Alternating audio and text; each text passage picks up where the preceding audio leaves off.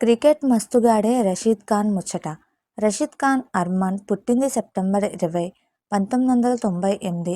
ఆఫ్ఘనిస్తాన్కి చెందిన గిరగిర తిప్పే లెగ్ స్పిన్నర్ ఆటగాడు. ఇప్పుడు ఆ దేశం టీ20 టీంకి కూడా ఆయనే కెప్టెన్. మన ఐపీఎల్లో గుజరాత్ టైటన్స్కి ఆడుతాడు.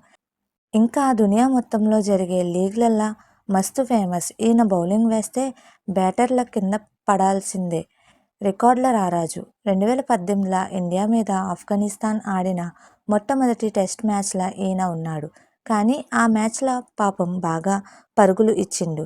అయితేనేం 20 ఏళ్లకే కెప్టెన్ అయ్యి అతిపిన్న వయసులో టెస్ట్ కెప్టెన్ అయినోడుగా రికార్డు కొట్టిండు.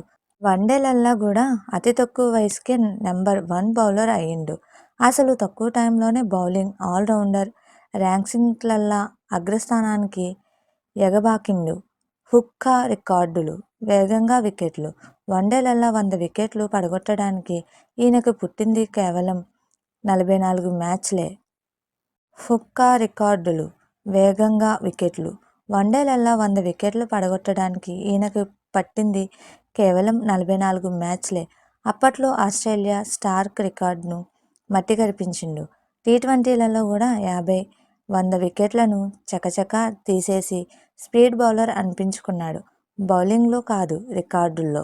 అందుకే ఐసీసీ వాళ్ళు ఈయనను దశాబ్దపు ఉత్తమ టీ20 ఆటగాడు అని గౌరవించుకున్నారు. చిన్నప్పటి ముచ్చట్లు.